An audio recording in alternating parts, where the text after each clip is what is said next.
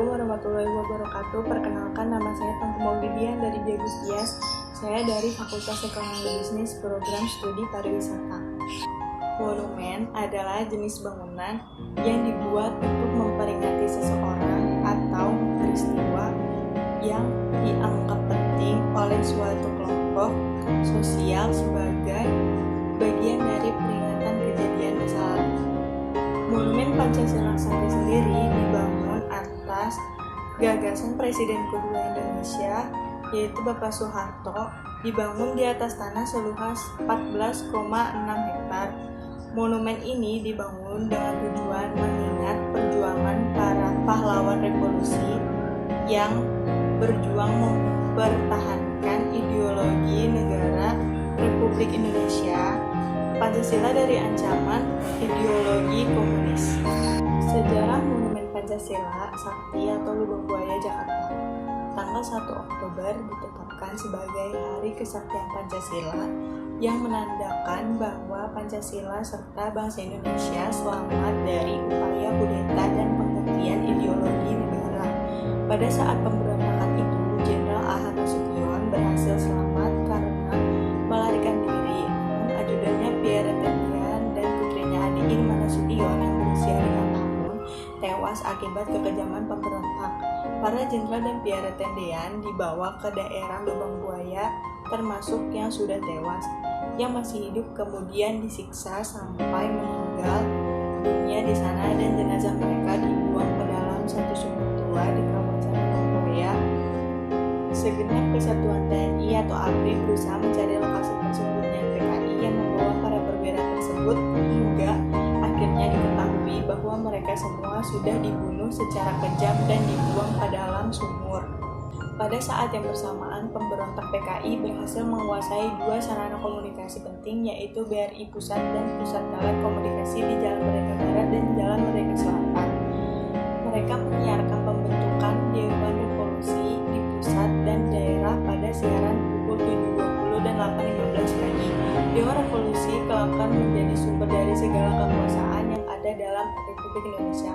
Mereka juga mengumumkan tujuan organisasi PKI lain gerakan tersebut untuk menyasarkan para jenderal yang dikatakan tergabung dalam isu Dewan Jenderal yang berniat menggulingkan pemerintah.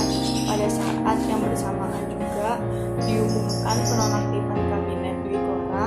Lalu pada pukul 14.00 atau 2 siang kembali diumumkan bahwa Dewan Revolusi akan diketuai oleh Letkol Untung dan wakil-wakilnya, yaitu Brigjen Suparjo, Letkol Udara Heru, Laut Sunandi, juga Arjun, Komisaris Besar Polisi. Pendirian Monumen Pancasila Sakti.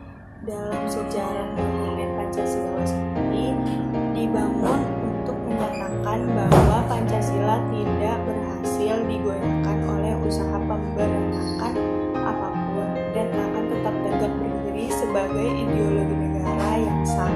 Pemberontakan PKI dapat ditumpas dalam waktu singkat yang menunjukkan bahwa Pancasila tidak dapat diganggu-gugat dan siapapun yang mencobanya akan dibasmi sampai tuntas. Kisah pemberontakan dituangkan dalam kronologis G30 PKI yang divisualisasikan melalui relief dan diorama yang terdapat pada sejarah Museum Lubang Buaya. Untuk memberi gambaran bagaimana kejamnya tindakan PKI waktu itu, pada tanggal 1 Oktober 1973 oleh Presiden Soeharto merupakan dengan sejarah Hari Kesaktian Pancasila bersamaan dengan pembangunan monumen juga dibangun cungkup pada sumur yang menjadi lokasi pembuangan jenazah.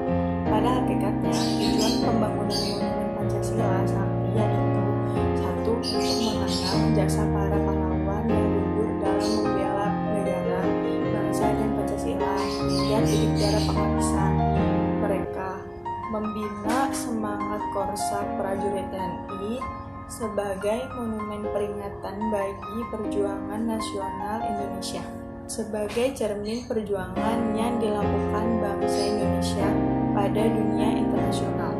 Untuk mencapai tujuan tersebut, maka selain melestarikan sejarah Monumen Pancasila Sakti berdasarkan Surat Keputusan Men 4 Nomor Kepengurusan tanggal 17 September 1966, setiap tahunnya pada tanggal 1 Oktober diperingati sebagai Hari Kesaktian Pancasila. bangunan di Monumen Pancasila Sakti. Pemberontakan PKI tidak hanya dilakukan di Jakarta saja, tetapi juga pernah dilakukan di Madiun pada tahun 1948 dan di beberapa daerah lain di Indonesia. Untuk memberi gambaran mengenai sepak terjang PKI sebagai pemberontakan, maka dibangun beberapa lokasi tambahan dalam sejarah Monumen Pancasila Sakti tersebut. Bangunan lainnya antara lain Museum Pengkhianatan PKI atau Komunis. Dan itu juga terdapat Museum Monumen Pancasila Sakti yang menampilkan 9 buah diorama mengenai rapat persiapan pemberontakan hingga tindak lanjut dilarangnya PKI oleh pemerintah. Rumah penyiksaan yang menjadi lokasi penyiksaan para pahlawan revolusi agar mau menandatangani surat pernyataan mengaku sebagai anggota Dewan Jenderal. Terdapat juga pos komando milik Haji Sueb, pendiri dari RW 2 Lubang Buaya, yang dipakai oleh Letkol Untung, pemimpin gerakan Liberasi PKI, untuk merencanakan penculikan terhadap para jenderal TNI AD. Bagian dapur umum di sejarah Museum Pancasila Sakti dulunya milik Ibu Amro yang menjadi tempat untuk menyiapkan konsumsi para anggota PKI. Ia diperintahkan PKI untuk meninggalkan rumah dalam keadaan tidak terkunci. Kemudian ia menemukan rumahnya sudah dalam kondisi berantakan dan hampir semua benda miliknya hilang. Banyaknya pengunjung yang datang sebelum adanya COVID-19 pada tahun 2019 menurut Pegawai Pusat Sejarah Tentara Nasional Indonesia Monumen Pancasila Sakti. Jumlah pengunjung Monumen Pancasila Sakti pada tahun 2019 terpaut sangat ramai. Salah satunya pada bulan Maret 2019 total pengunjung mencapai 1.038 orang, serta di bulan Oktober 2019 masing-masing 10.000 orang, dan total pengunjung Monumen Pancasila Sakti pada tahun 2019 yaitu berjumlah 96.840 orang. Banyaknya pengunjung yang datang setelah pandemi COVID-19. Menurut data dari Pusat Sejarah Tentara Nasional Indonesia Monumen Pancasila Sakti, pengunjung yang digerbang cukup banyak, walaupun beberapa bulan Monumen Pancasila Sakti sempat tertutup karena adanya virus COVID-19 yang mana mengharuskan masyarakat untuk tetap di rumah. Tetapi walaupun begitu tidak menutup keinginan masyarakat untuk mengunjungi monumen pahlawan revolusi ini. Hingga pada bulan Juli dan Juli setelah ditutupnya monumen, ada sedikit lonjakan pengunjung. Total pengunjung tahun ini menjadi 1.000 orang terhadap total pengunjung pada tahun 2020, yaitu pasca pandemi dengan total 30.108 orang.